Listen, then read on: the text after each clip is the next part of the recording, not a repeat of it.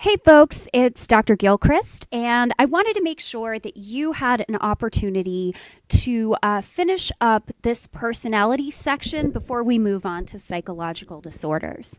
So the last time that we were here, all the way back on Monday, almost a week ago in fact, we were talking about the fact that personality can be thought of in terms of traits. And so one of the things that we do to utilize personality is to describe people in terms of these stable dispositions that we often tend to see. And so when we're talking about the trait perspective, there is a bit of debate about how stable these traits particularly are. And sometimes this is what's referred to as the person-situation controversy. And so one of the things that we know is that at least when you're really little, your correlation between your early personality scores and your later personality scores later on in adulthood and older adulthood are really low. They're only about 0.3. Now, of course, in psychological research, a 0.3 correlation is relatively high, all things considered. But one of the things that's interesting is that we do see that correlation increase as we get older. So we tend to find for students that are in college, there's actually a correlation with their personality traits of 0.54.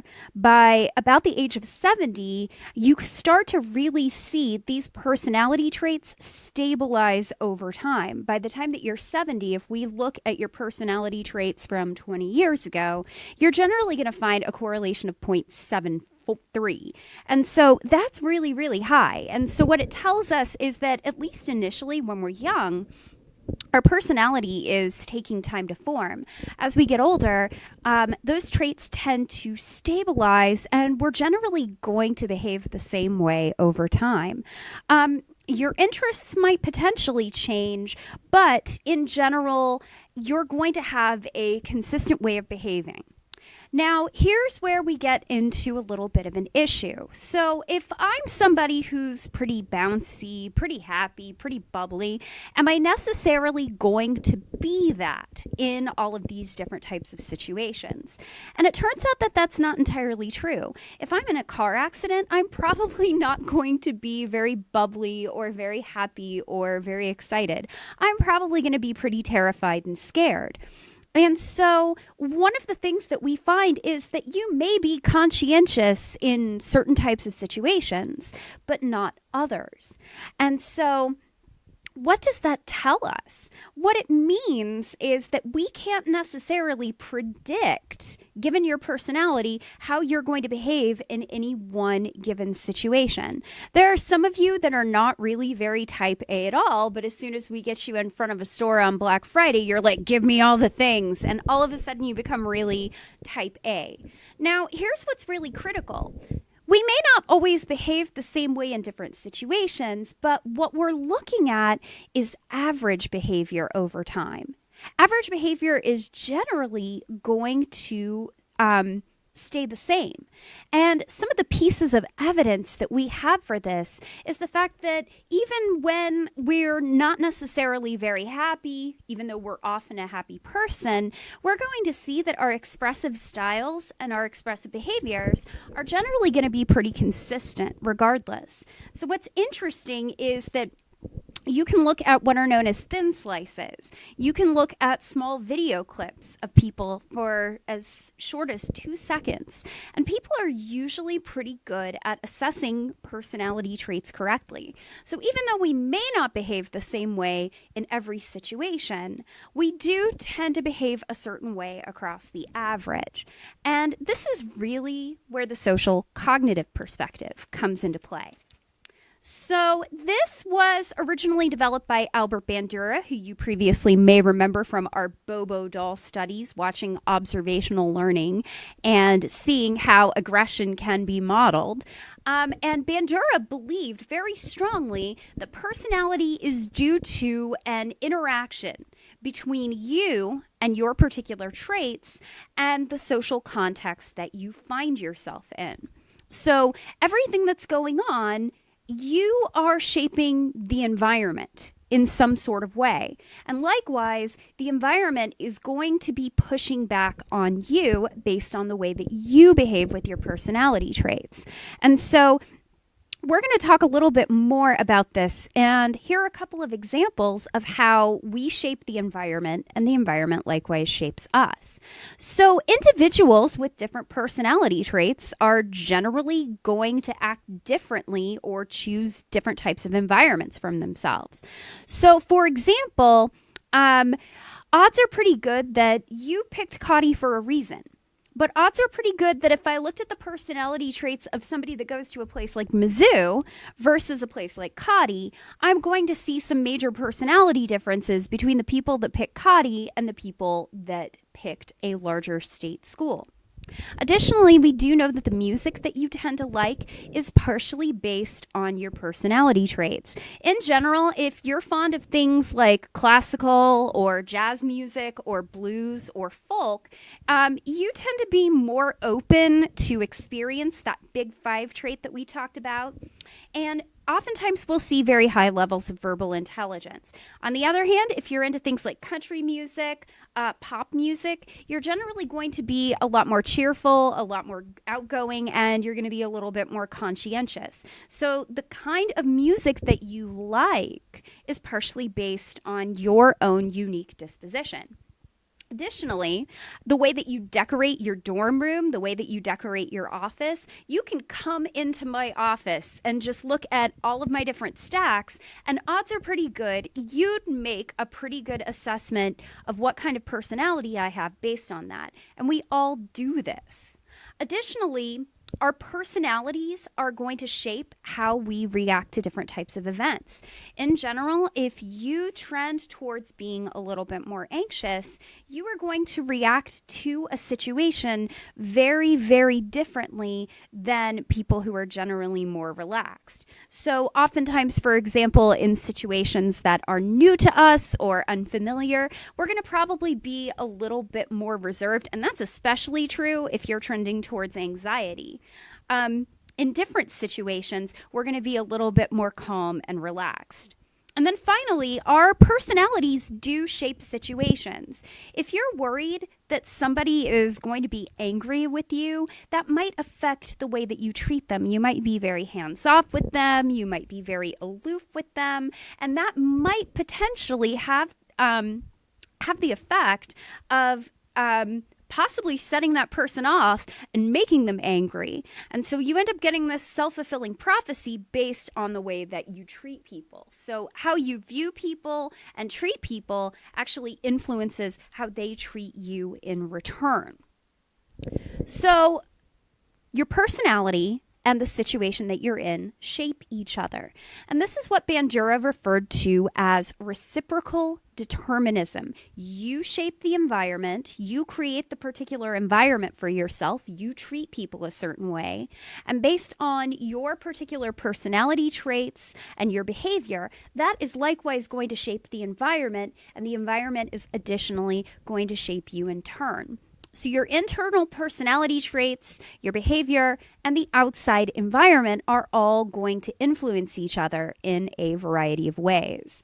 And so what's really nice about the social cognitive perspective is that it does help us remember that, yes, generally personality traits are stable, but we can't guarantee that people will always be the same in every situation. However, I hope you notice that I've spent a lot of time talking about the situation. I haven't really spent a lot of time talking about personality traits, and that is something that is potentially neglected by this particular perspective. Now, I want to move on to one more thing, and we're going to talk a little bit about yourself. And so yourself is really the center of your personality. It gives you a framework with which to organize how you perceive the world around you, your memories, your experiences, and things like that. And so I'm going to talk about a few different concepts here. We're going to talk about something called the spotlight effect. We're going to talk a little bit about self-esteem, and we're going to talk about a concept known as a self-serving bias. So odds are pretty good at any given point that you've been in a situation that was a little bit unfamiliar to you, or a situation where you just felt awkward. And you probably thought, oh my gosh, everybody is just looking at me. This is terrible. And so it's almost like when we're in a new situation, or we're awkward, or we're kind of afraid of how people will see us. It's almost like we have a big spotlight on us and everybody is watching us. And this is what's known as the spotlight effect. It's basically the idea that you're constantly worried about everybody else judging you. And your book actually talks about a really funny way that this has happened, how they've done this in research settings. They had college students basically wear a Barry Manilow t-shirt, and they had to go to a party. And I don't know about you, Barry Manilow is not even remotely cool. He sang Copacabana. He is not cool. And so you're walking in wearing a Barry Manilow shirt at a party full of college students. You are not exactly going to feel cool. And so they assessed two different things, the researchers did. They looked at how the students felt when they were wearing the Barry Manilow shirts. And they also tried to gauge the thoughts of the people who were observing. Like, what did you think about this person wearing a Barry Manilow shirt? Most of the students that were wearing these dorky t-shirts really believed that everybody else was looking at them and judging them.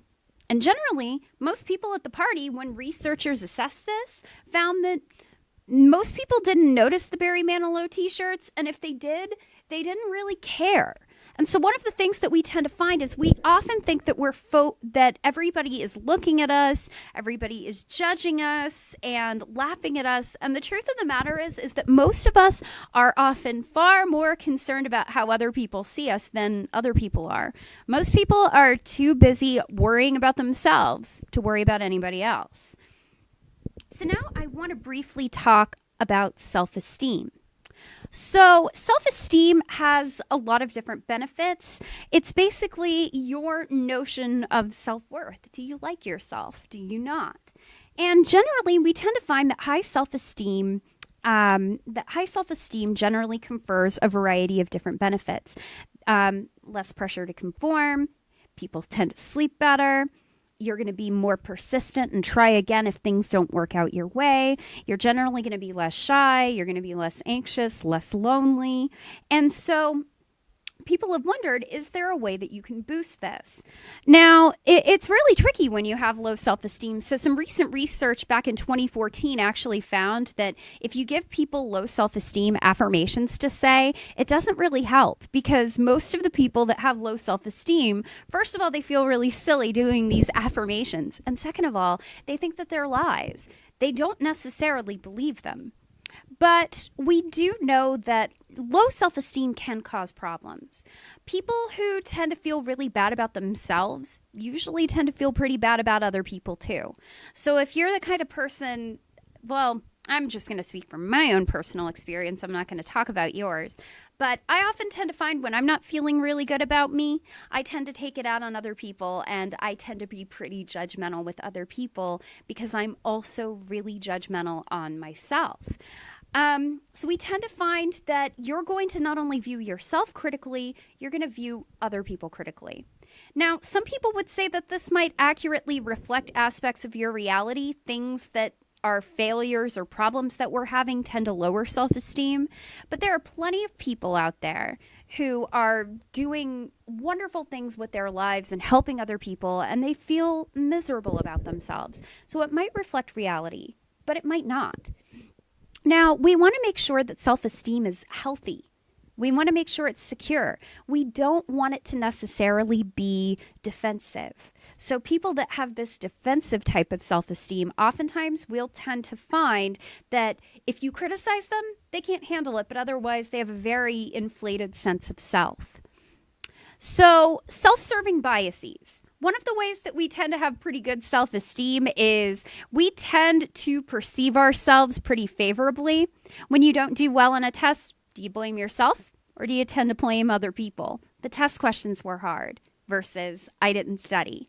Most people will tend to view themselves favorably and blame the test. And oftentimes we'll tend to find that people like number or letters that are in their names as well.